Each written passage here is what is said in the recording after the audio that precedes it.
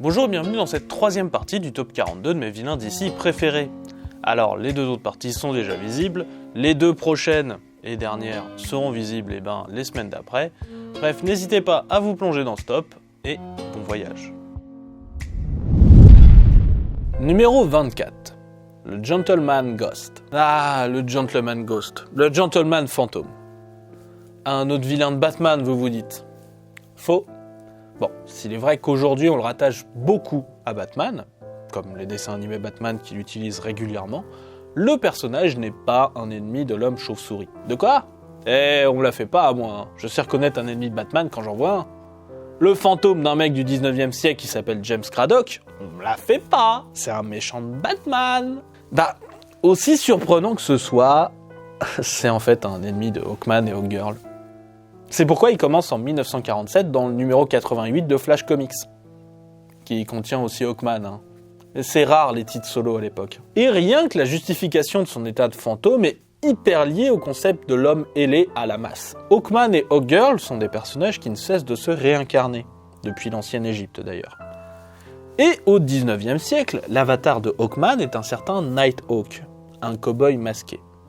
Et quand un certain James Craddock, anglais qui a vécu dans la pauvreté, immigre aux États-Unis, il se fait buter par ce Nighthawk. Pas de bol pour Craddock, surtout que son âme est bloquée sur Terre tant que l'âme de son meurtrier ne rejoint pas l'autre monde. Souci, l'âme de notre héros, Hawkman, ne cesse de se réincarner, et donc le Gentleman Ghost est coincé dans notre monde. Et quelle meilleure occupation que de faire chier tous les super-héros qui passent dans le coin, je vous le demande. J'aime beaucoup le personnage et c'est seulement qu'on le voit si peu qui me fait le placer, malheureusement, à la 24e place. Numéro 23. Black Adam. Quoi ? Moi, grand fan de Captain Marvel, je ne mets Black Adam qu'à la 23e place d'un classement personnel ? Oui. Je suis un très grand fan, sans doute, de façon déraisonnable d'ailleurs, de l'époque où le personnage était publié par Fawcett Comics, période où Black Adam n'a existé que le temps d'un seul et unique numéro, en 1945.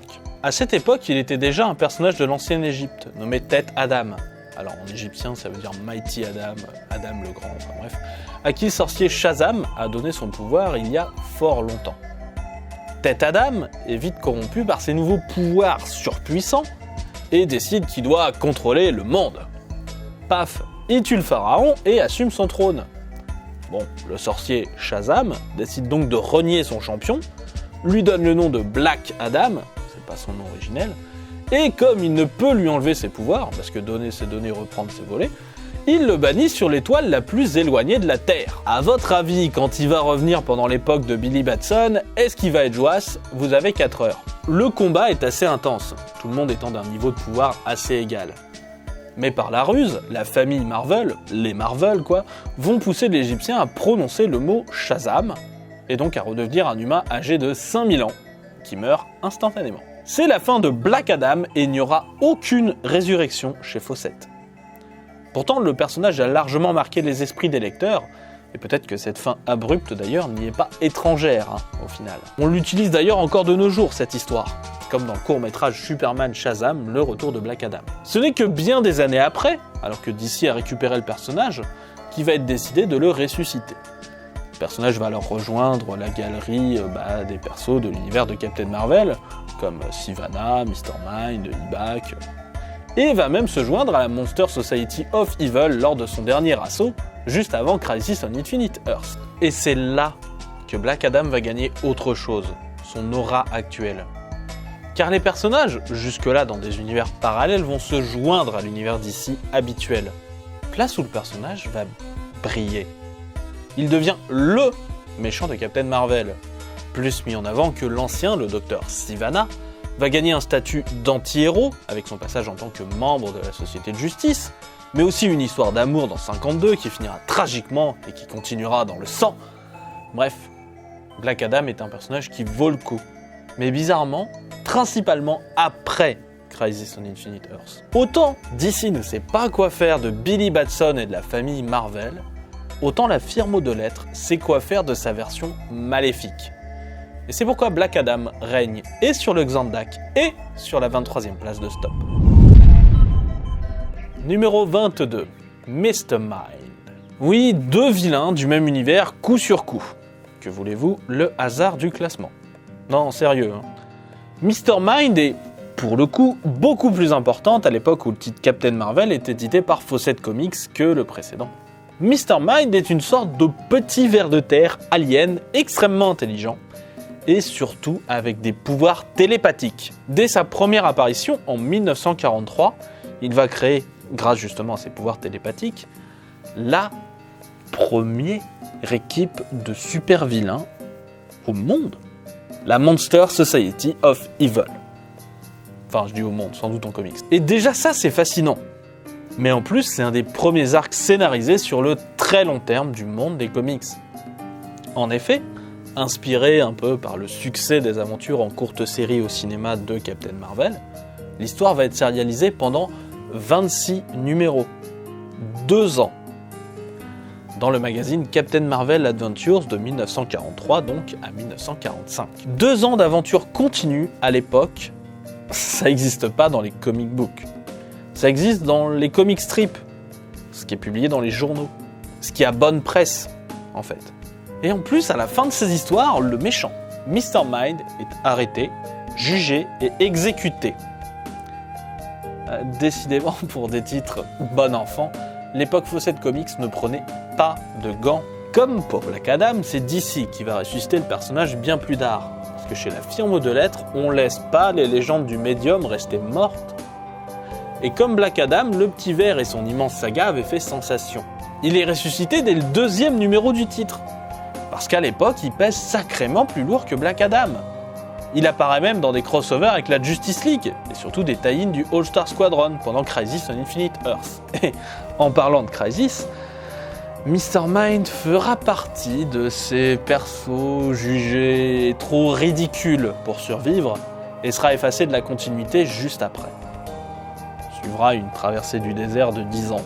Mais il revient triomphant en 1996 avec Kingdom Come, où il a un rôle invisible mais majeur, je vous assure, relisez Kingdom Come, et surtout le 2e arc de la série Power of Shazam, où il mène une invasion de congénères, aliens, télépathes. C'était frappadingue, une invasion de petits aliens télépathes, vers de terre. Wow. Et après, quelques errances, comme des apparitions supra-géantes dévoreurs de multivers dans 52 et Final Crisis. Alors, il est badass, et relativement hors sujet quand même. Le perso a l'air de retour dans la série actuelle Shazam, et ça me fait super plaisir. En bref, Mr. Mind tripote sa petite radio à la 22e place de Stop. Numéro 21. Bizarro. Alors c'est rigolo, mais j'ai pas fait exprès en fait. Bizarro fait partie de ce que l'on peut appeler l'emprunt que Superman a fait à Captain Marvel. Du coup, ça fait beaucoup de Captain Marvel à la suite. Oui, parce que le scénariste qui a créé Bizarro, Otto Binder, ça a été l'un des, si ce n'est le scénariste principal du Grand Rouge que j'aime tant. Et beaucoup des concepts de Superman qui ont marqué l'âge d'argent viennent en fait de l'état d'esprit Captain Marvel que le scénariste apporte sur le titre, du grand tout en bleu. En vrac, je vais vous en citer plein, vous allez voir, Brainiac, Crypto, la Légion des super-héros, la Zone Fantôme, encore plein d'autres choses. Et bien sûr, du coup, Bizarro. En 1958, Bizarro apparaît d'abord en version adolescente contre Superboy. Bon, une seule fois. Très vite, on abandonne cette version et on passe à une version adulte. Le même mois d'ailleurs, dans le comic strip de Superman, on a Bizarro adulte, qui obtient d'ailleurs sa façon de parler si particulière, où les échelles de valeur sont inversées. D'ailleurs, le strip et le comic se battent un peu pour savoir qui l'a inventé, mais bref, c'est pas le sujet. Binder ramène ensuite le personnage version adulte contre Superman l'année d'après, en 1959, et il sera énormément populaire, jusqu'à avoir des épisodes intitulés Bizarro World dans le magazine Adventure Comics. À cette époque, Bizarro, ça peut être de nombreux personnages en fait. Ils sont tous clones de Kryptoniens, puis ensuite clones de Terriens, mais au début, chez les Kryptoniens, on peut avoir autant le Général Zod, Superboy ou Superman, dans différentes conditions. Le personnage disparaîtra avant Crisis, il fait partie de ces personnages trop ridicules, dans une fin absolument horrible. Et un jour d'ailleurs, il faudra que je vous parle plus en détail sans doute des victimes de la volonté éditoriale de l'époque.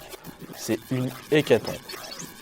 Bon, en gros, dans cette histoire, Mr. Mxyzptlk, petit lutin de la 5e dimension de l'imagination, il détruit donc la 5e dimension. Et au passage, ça fait aussi sauter le Bizarro World, et ça se termine sur la tête tranchée de Bizarro qui, en fait, traverse l'atmosphère et tombe sur le bureau de Clark Kent. Voilà. Bon, de toute façon, hein, Bizarro, il est tout à fait utilisable autant dans le drame, comme par exemple l'employé de LexCorp qui devient Bizarro, par exemple dans la série A Bizarro, que dans la comédie, comme Empereur Joker, ou bien la série récente Bizarro. Le personnage est versatile à souhait, et on peut autant faire rire que pleurer avec, tout en pouvant être un très bon antagoniste. Bref, le personnage est horrible et ne mérite pas de figurer à la 21e place de Stop. Ouais, attendez. Numéro 20. Ultra Humanite. Ouais, je sais, Ultra Humanite, aussi haut dans ce top. Vous savez quoi, ça me surprend moi-même en fait. Quand j'ai commencé le top, je pensais pas que le personnage arriverait aussi haut dans mon cœur. C'est surtout parce que, j'avais encore beaucoup en tête la version gorille blanc albinos. Mais il se trouve qu'en fait, plus je tombe sur le personnage, notamment dans ses premières apparitions, plus je l'apprécie. Par exemple, est-ce que vous savez qu'il s'agit d'un des tout premiers vilains du monde des comics ? Sérieusement, Action Comics 13. Par contre, alors petite parenthèse, certains disent qu'il s'agit du tout premier super vilain jamais créé en comics, mais non, le tout premier ça doit être un ennemi de Mickey, le fantôme noir. Autre personnage cher à mon cœur, mais bon, je m'égare un petit peu. Donc, dans Action Comics 13, en 1939, apparaît donc Ultra Humanite. C'est l'opposé physique de Superman, donc un scientifique chauve au fort intellect. Oui, Lex Luthor est un dérivé d'Ultra Humanite. Dans cette histoire, il commence en tant que chauve qui a le plus grand cerveau sur Terre et qui tente de prendre le contrôle du monde. Très vite, les affrontements contre Superman laissent des conséquences physiques, comme le fait qu'il soit très vite handicapé, paralysé à partir de la taille. Et même, il meurt dans Action Comics 19. Vous voyez, le vilain est pratiquement dans tous les numéros à ce moment, on pourrait presque parler d'une saga Ultra Humanite. À partir de là, il revient dans le numéro suivant, dans le corps d'une femme, car ces sbires ont transplanté son cerveau dans le corps de l'actrice Dolores Winters. Je sais pas pourquoi j'ai voulu dire Dolores. Et cet épisode est génial, et m'a fait vraiment m'intéresser au personnage et aux premières aventures de Superman. Vraiment, je lis des histoires de l'âge d'or en masse à cause de ce numéro. Voilà, Action Comics 20. Malheureusement, le vilain meurt dans Action Comics 21. Toujours sous la forme de Dolores Winters, en tombant dans un volcan pour être remplacé 2 numéros après par un génie diabolique qui veut mettre en place la guerre en Europe, un certain Lex Luthor. On y reviendra plus tard. Avec l'arrivée du multivers, certaines histoires de l'âge d'or sont censées rétroactivement se dérouler sur d'autres terres. Donc sur la terre de l'âge d'or, l'Ultra Humanite réapparaît. Et en 1981, on voit son esprit être retransféré, en fait, ce coup-ci dans le corps d'un gorille albinos. Parce que chez DC, on kiffe les gorilles. Vraiment. Bon, c'est pas ma version préférée, surtout qu'il est très kitsch, sous la plume de certains auteurs et autrices. Je pense par exemple à Power Girl, où on nous dit que changer de genre, ça le gênerait. Alors que non, clairement non, Dolores Winters encore. Mais bon, il a quand même des bons moments. Par exemple, quand on apprend en 2007 que le cerveau de l'actrice Dolores Winters était aussi conservé. Le fait que Père Degaton, ouais, encore lui, ait aidé au transfert vers la forme de gorille albinos, et ce genre de choses. Et puis marre, d'un moment, Superman était capable de reconnaître son ennemi uniquement en regardant ses yeux. Et ça vaut au moins la 20e place de Stop, bon sang. Numéro 19, le Joker. Alors oui, je sais que ce qui va suivre est clairement une opinion pas très populaire. Mais je suis pas un énorme fan du Joker. Voilà, c'est dit. Maintenant, ce qui est intéressant, c'est de voir pourquoi il est ici classé que 19e, alors que des tonnes d'autres tops le mettent premier. Le Joker est une créature de mystère, un criminel fou qui, au fil des années, a pu tout autant être un psychopathe, un farceur gentillet, un maître du crime ou encore un agent du chaos. En fait, c'est cette notion d'agent du chaos, vous savez, certaines personnes veulent juste voir le monde brûler, qui me saoule en fait, je crois. Comment le Joker s'en sort, alors que tous les autres éléments trop comic book, trop enfantins sont souvent moqués, tournés en ridicule, voire même effacés, on vient d'en voir plein d'exemples, alors que il est ridicule, le Joker, comme les autres. Mais lui, non, il passe à travers les mailles du filet, je ne comprends pas. Et je trouve que Batman a beaucoup d'ennemis, beaucoup plus intéressants que lui. Ça fait beaucoup, c'est vous dire à quel point je pense. Bref, voilà pour le côté « mais le Joker est même pas dans le top 10 », qui va sans doute être une remarque qui serait venue de toute façon. Mais on est quand même dans un top des vilains que j'apprécie. Bon, sans doute pas pour mon cas jusqu'à la vénération que certains semblent lui vouer. Et voici pourquoi. Le clown, prince du crime, est né dans Batman numéro 1, en 1940. Un titre voué exclusivement à la chauve-souris après son succès dans les pages de Detective Comics. Et le personnage a le droit à une première histoire de toute beauté. Avec une mise en scène excellente des crimes, c'est un régal. Par contre, une origin story? Pourquoi faire? Bruce Wayne a bien vécu 6 mois sans, et officiellement le Joker n'en a toujours pas, et c'est très bien comme ça. On a bien 2-3 infos, comme dans Detective Comics 168, soit dans les années 50, où l'on apprend qu'avant d'être le Joker, il a été le criminel nommé Red Hood, ou Capuche Rouge, ce qui est largement moins classe, mais thématique avec les méchants de contes que se tape Batman. Oui, c'est le petit chaperon rouge en fait. Le personnage a été créé par Jerry Robinson, et comme d'habitude, Bob Kane a piqué tous les droits pour lui, le sagouin. Et le personnage aurait dû mourir à sa seconde apparition, mais fut sauvé par un éditeur, Whitney Ellsworth, qui trouvait du potentiel au personnage. Faut lui reconnaître un certain nez. Concernant ses particularités physiques, oui, il a quand même la peau atrocement blanche, les cheveux verts, les lèvres toutes rouges, c'est pas forcément du maquillage, voilà. Il est depuis Detective Comics 168 admis que c'est à cause de déchets toxiques. Mais le côté Batman m'a poussé dedans, c'est une réinvention, car le Joker saute à l'époque de lui-même pour éviter la capture. Ouais, il avait sans doute déjà un petit grain, le Keiju, on va pas se mentir. Et bref, petit à petit on passera de ça à Batman l'a poussé, surtout chez Alan Moore, puisque le pouvoir ne peut être qu'oppressif chez l'auteur écossais, et que Batman ne peut être que puissant. La relation entre Batman et le Joker est sympathique, mais beaucoup trop répétée pour être encore marquante aujourd'hui. Finalement, je préfère le Joker quand il sort de la zone de confort, là où il est confronté seulement à Batman. Voilà, je préfère quand il sort de ça. Comme par exemple dans Empereur Joker, où le personnage récupère les pouvoirs du lutin imaginaire Mr. Mxyzptlk, ou encore ses apparitions dans les Swamp Thing d'Alan Moore, encore, qui sont brèves mais intenses, ou encore la série sur le spectre d'Ostrander. Le Joker a temporairement les pouvoirs du Vengeur encapé. Ça fait beaucoup quand même de séries où on récupère des pouvoirs. Je m'en rends compte. En tant que série Batman, je noterai aussi Batman Dark Detective de Steven Gallart, où le clown prince du crime énonce « Votez pour moi, ou je vous tue !» Un personnage diablement sympa, mais horriblement surutilisé depuis bien trop longtemps à mon goût, et c'est pour cela que le Joker ricane à la 19e place de ce top. Numéro 18.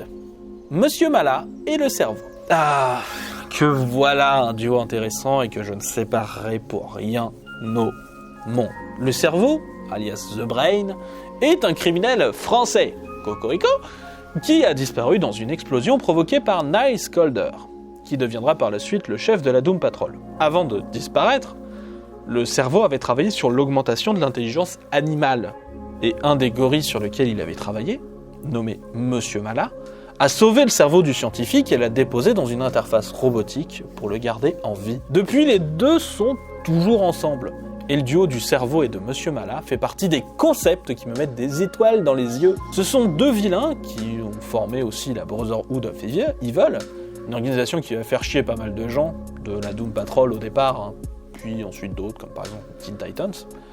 Et déjà là, bon, j'étais content. Parce que le concept méchant homme de main attitré me plaît. On en a finalement assez peu dans les comics, où la tendance est plutôt aux sbires jetables. En plus de ça, les deux vont avoir une histoire d'amour. C'est pour ça que je lis des comics, pour avoir des hommes robotiques avouer leur amour à des gorilles géants. Parce qu'on s'en fout de qui est qui et de tout ce bordel. L'important c'est qu'ils s'aiment. Et tout le monde voulait une happy end pour ces deux-là. Ce qu'on a eu, c'est des montagnes russes émotionnelles avec des changements de corps, des morts, des résurrections, une histoire d'amour plus forte que la vie et la mort, bref, une tragédie grecque avec des vilains considérés comme de troisième zone. Et bon sang, qui sont adorables comme vilains et méritent amplement d'être à la 18e place malgré le handicap d'être très peu présents dans les titres. Et voilà, on s'arrête ici sur des personnages un peu surprenants surtout à ces places-là, mais que voulez-vous, c'est mon top à moi perso et Je kiffe ces persos. Lisez du Monsieur Malin. Lisez du Cerveau, c'est trop bien.